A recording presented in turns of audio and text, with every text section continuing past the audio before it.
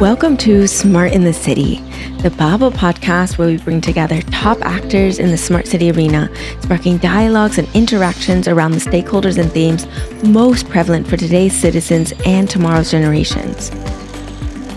I am your host, Tamlin Shimizu, and I hope that you will enjoy this episode and gain knowledge and connections to drive the change for a better urban life.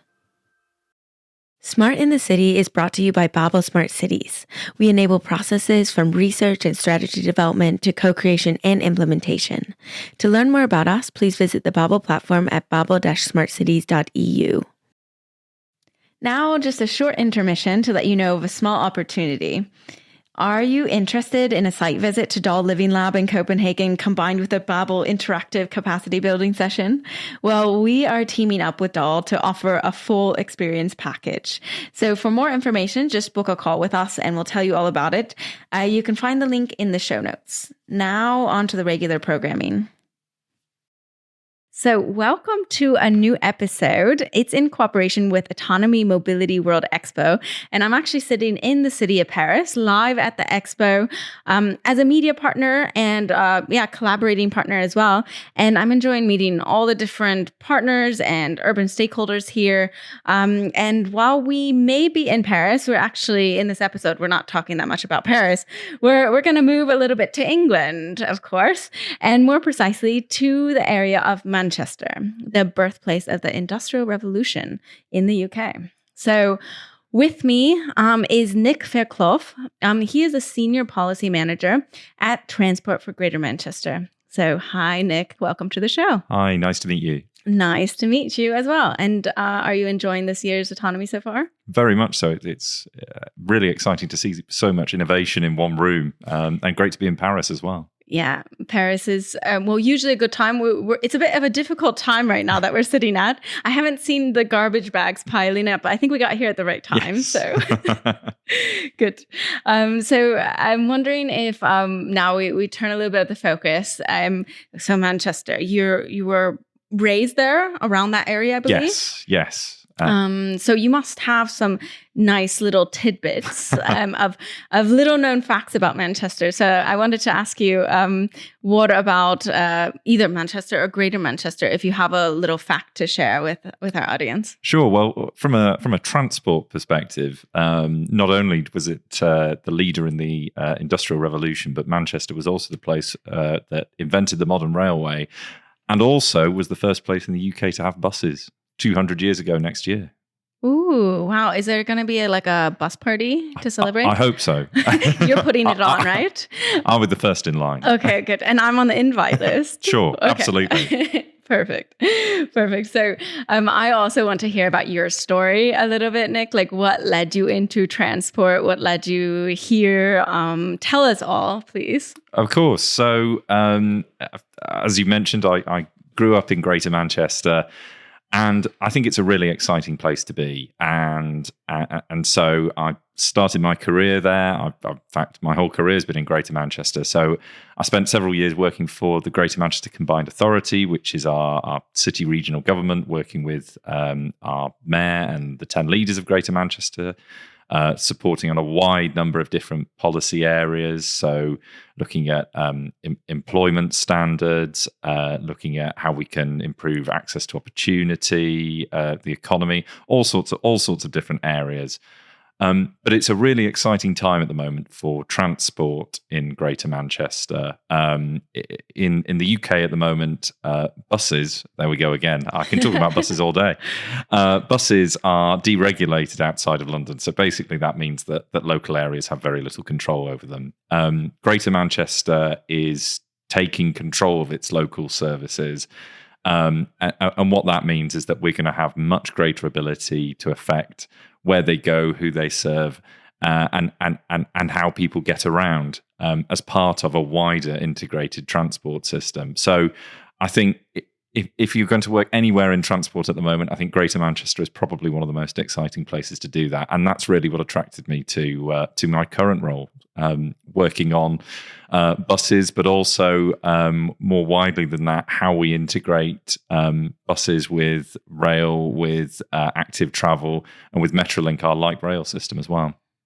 Very, very interesting background. So, also a plug for, I guess, any career opportunities at Transport for Greater Manchester. Best place. You heard it from him. Absolutely. Best place to work. So, yes, thank you for sharing all of that. So, can you give us a little bit more of an overview about how Transport for Greater Manchester works? Like, how are the different departments? How is it working? Absolutely. So we work very closely with the 10 local authorities in Greater Manchester, and they're the highway authorities as well. So they control the roads, and we work with them to support services, provide passengers, customers with information.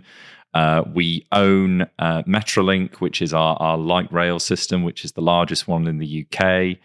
And what we've been tasked to do by the mayor, by the leaders of Greater Manchester, is develop that London-style integrated transport system that I think everyone sees as being the right way to go in the future. And so lots of people working very hard to that end at the moment. And we're working with partners in government, with operators, and with local stakeholders as well to make sure we get there. Cool. So about this cooperation, how does that cooperation work? Really, with also, do you work with private sector? Do you work, I guess, with all of the different stakeholders? How does that work? Absolutely. So we work very closely with local residents, as you'd expect. So we're very keen to make sure that local people feel that they own their transport network. And the integrated transport system that we're building is called the B network. Why the B network? Well, the B is a civic symbol of Manchester and latterly Greater Manchester. Partly it comes about actually because of the Industrial Revolution. So bees were seen as a symbol of being an industrious place where people work together in a hive. So that's where the names come from, and that's what we're working to deliver. So yes, we're working with residents to do that. We're working with businesses as well to make sure that the services we provide fit their needs. But also because we know there's an awful lot of experience and knowledge and expertise that we can draw on as we build that system. Yeah, definitely very important. So what do you think are the similarities and maybe more of the differences in, say, another transport organization like yours? Like, how do you function differently? So I think every city, every area has a slightly different way of setting up how it runs transport services. Clearly, I think the fact that until now we've not had that level of control over bus services, which are by a significant margin the most used form of public transport in Greater Manchester, means that we are slightly different to many other transport agencies that you'd see in European cities. So our role has been more about supporting customers, trying to coordinate between operators as best we can. But I think it's also fair to say that role is now changing, and with the B network, we're going to have a really important role in delivering for passengers in Greater Manchester as well, and delivering actually not just for people who are using public transport, but people who want to walk and cycle around Greater Manchester, and users of shared mobility as well. Are you seeing an increase in people biking, cycling? That's the same thing. Biking and cycling, walking, all of these things. Yeah, absolutely. Definitely. And through the COVID-19 pandemic, we saw an increase in people using active travel, walking, wheeling, cycling to get around Greater Manchester. And that's something that we've wanted to build on. So we've got some really ambitious plans to develop our active travel network. And what we want to see is that that's an integrated part of that wider transport system as well, as integrated as buses, as trains, as any other element, because fundamentally that's how people are going to get to and from bus stops, railway stations, etc. And that's really important. We've got two transport commissioners actually. So we've got an active travel commissioner, Dame Sarah Story, who has recently launched a refreshed mission for active travel in the city region. So really focused around making sure it's accessible, supporting people to travel around in different ways, and also communicating about it in new ways. And we have a transport commissioner as well, Vernon Everett, who's leading us on that journey into the integrated London-style public transport network that we want to see. I hear the word integration a lot. What does success look like for integration? So I think we want people in Greater Manchester to be able to travel around almost in a way that's almost frictionless between different modes of travel. So whether people are taking a bus, then a train, or a tram, then a higher cycle to get to their destination, they almost shouldn't notice that they're changing between different ways of getting around. You might need to notice that if you're on a bike. If you just sit there and don't pedal, you won't get very far. But I think we want to make it as easy as possible for people to get around. And with that, we want them to be able to access opportunity, meet friends, tackle social exclusion, and do all the normal everyday things that we rely on a transport network to enable. It's not transport for transport's sake, but it's about what can transport enable. Do cars have a place in integration? Yes, certainly. And the B network certainly isn't about being anti-car or anything like that, but it's about giving people a choice, I think. And we know that building a better public transport network is good for everyone, because it improves air quality, it reduces carbon emissions, it even reduces congestion as well. So for those people who aren't able to take public transport for their journey for whatever reason, there are advantages there too. And cars as well, through integration, we hope that there are opportunities for things like park and rides, or even park and strides, which is where you park your car and then walk the remainder of your journey. Oh, I haven't heard that before. Park and strides. It's a natty term. Very nice, very nice. And what's stopping this? What are the barriers? What are the challenges?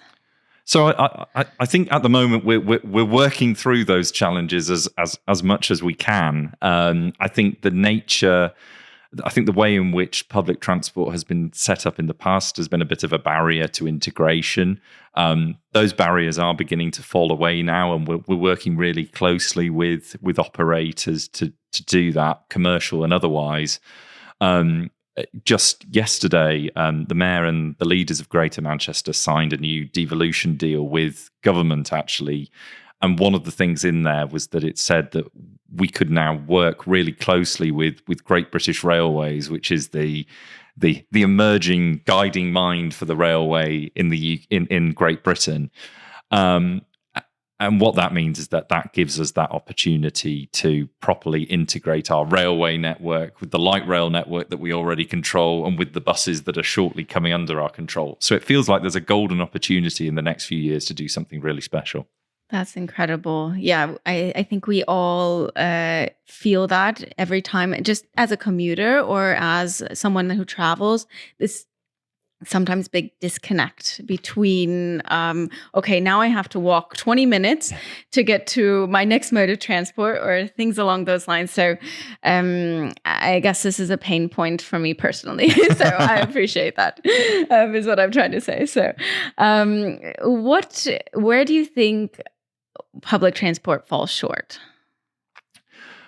It's going to be a boring answer, but I think integration at the moment, or the lack thereof, is a big gap. I think there are other elements as well that we will want to improve over time. So I think at the moment, frequency of service is something that's lacking, and I think unfortunately we've been in a position where patronage has dropped because services aren't that easy to use. That means that they're not as financially viable as they would have been, which means that operators necessarily have to remove services, which then makes the offer yet more unattractive, and so fewer people use it. And so it's a downward spiral, unfortunately. But I hope that by delivering this more attractive, more integrated network, we can get to a position where the spiral goes in the other direction, where suddenly you have a network that's attracting more people, that that is more commercially viable, which then means we can invest in more services and help to make them more attractive and bring more people onto the network. Makes sense. Finances, you mentioned it, and I want to touch on it. What's the business model behind public transport in Manchester? Like, how do we make it financially doable for, let's say low income families? And how do you do it? So we know that affordability is a really important concern for people traveling on the public transport network. And it's a really important reason why some people don't travel on the public transport network as well. One of the things that we've done in advance, actually, of taking proper control of the bus network has been to introduce fare caps. So from September last year, we introduced a £2 cap for single journeys, £5 for a day ticket. And what was really exciting about that was that showed a significant uptick in patronage as a result over the following 3 months. So the fare cap started in September, and we were looking at a 10% increase of patronage over the following 3 months, which I think is great news for public transport, because it shows that there are opportunities to bring more people onto the network. And I think what we saw through that, and a piece of an evaluation has been done looking at what the impact of that work is. We've seen that many of the people who took the bus more in that period are people who don't use it frequently and haven't used it previously. So there is appetite there to get onto public transport, even from people who haven't necessarily used it in the past. And sort of following on from that initial cap, earlier this year we introduced a fare cap for weekly tickets as well, because we recognise that those are the tickets that are used mostly by regular users of buses, and they're people who also should benefit from the opportunity that a lower or fixed fare can provide, particularly in the context of a cost of living crisis. How did you find those numbers? Like, was there a lot of data backing these decisions, or was it like, let's try this price point and see how it goes? So it was partly based on existing fares, and partly based on what was possible with the funding we had available. And also, I think, importantly, it was about simplification as well. So before, for example, the £2 fare cap, journeys were, as in many places, based on destination, and the price you would pay would depend on how far you were going. So in some places that could be up to £4 for a single journey. But I think having a really simple fare offer offers people the opportunity to think, I'll get the bus. I know exactly how much it costs wherever I'm going. It's an easy option to make. And I suppose it comes back to that point about ease of use, creating a frictionless system. If people know what to expect before they get on public transport, then I think it makes it a much more attractive offer. Absolutely. I love the simplification also of the price plans too. I feel like we don't talk about that much.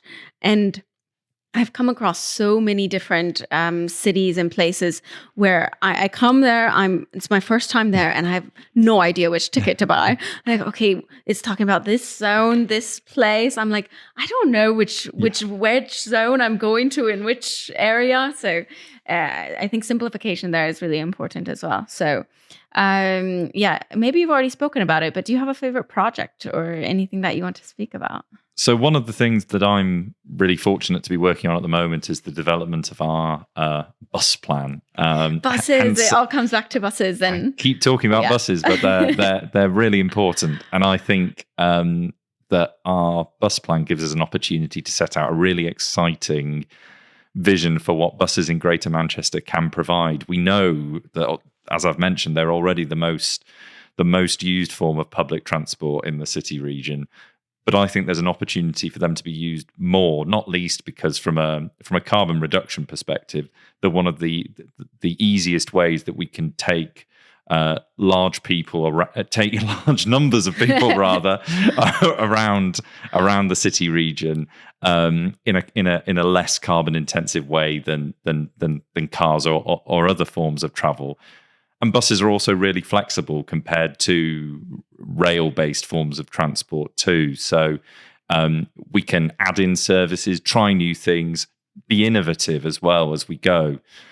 So I think there's a real opportunity there. And because we've not done this before, because we are franchising afresh, I think there's an opportunity that's almost unique. We probably won't get this opportunity again in the coming years because we are starting afresh. So I think there's a real chance for us to do something new and to build in some exciting ideas for the future. Cool. Buses. Yes. Always. Always buses. Nick the bus guy. That's like, and other forms of public transport. We want an integrated B network. Yes. We don't discriminate. We just really like buses. Good. So last question of our main section. I just want you to paint a picture for the audience. Imagine Greater Manchester in year 2050, let's say. What does it look like? Well, integrated transport and lots of buses. You took the words right out of my mouth. Yes, absolutely. I think it's a place that's fairer, that's greener, that's more prosperous, driven by good, reliable, attractive, affordable public transport that's easy to use, simple to understand, goes where you need it to at an appropriate level of frequency. It sounds fairly simple, but I think the opportunity it presents is fairly revolutionary. Yeah, good picture to paint. And this is your chance, your only chance I give you in the interview. No, I'm just kidding. But this is your chance to, I always like to give an open floor now. Is there anything that we didn't touch on during this that you're like, oh, people really need to know about this?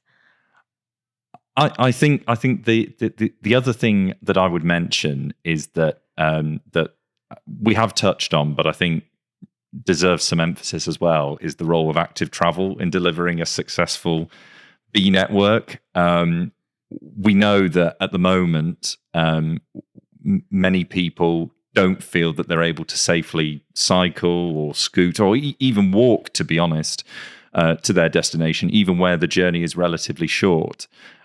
So helping people to feel safe, both in terms of reducing antisocial behavior, but also making sure that the highway and the infrastructure that's in place supports people to get to their destination in a way that they feel safe about. I think that's going to be a really important part of our work over the next few years as well. So in short, buses, yes, really important, but so's the rest of it too. Good. Great words to end it on. Now I move to a little segment that we have. So we have different segments that we choose for different interviewees. And the one that we chose today for you is called, it's very nice. It's a very lovely one. It's called Inspire Us. Inspire us just a little bit with a story, a quote, or anything that has inspired you recently. Oh goodness. I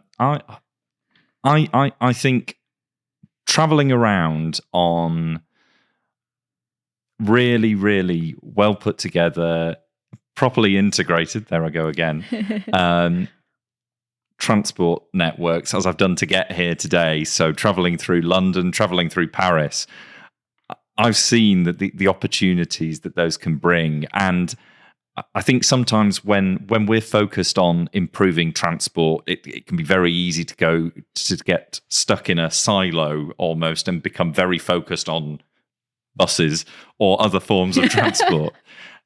It's not about the vehicle, it's not about the mode, it's about the people on it, and it's about how we get them to their destination, whether that's the new job, visiting someone in hospital, meeting a friend, whatever. But it's about helping people to really achieve their potential and supporting them to do that in a simple way.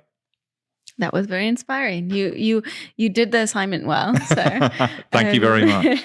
Good. Now I have one last question for you. So we're almost to the end. You've done brilliantly so far. The question I ask every single guest, it's always very interesting to hear the different perspectives. And it's, to you, what is a smart city? I think a smart city is one that works closely with the people who live there and work there, one in which people have access to high quality services, including transport, and one that sees itself but having a role locally, but also a role globally. And that's, I suppose, part of the reason why it's such a pleasure to be here today, part of a global group of cities coming and talking about what we can do better and what we're already doing. So, yeah, I think that's a smart city for me. Yeah, very good answer. Have no notes on that. So yeah, then that's all she wrote. So thanks so much, Nick. I know it's always tight schedule at events and everything running around, but it's really, really valued to get your insights on all of this information. And I know everyone will be really interested to hear about all this work that you're doing. So yeah, I appreciate your time and have fun at the event. Thank you very much. And to all of our listeners, don't forget you can always create a free account on babel-smartcities.eu to find out more about smart city projects, solutions, implementations, all these cool things happening. And with that, thank you so much.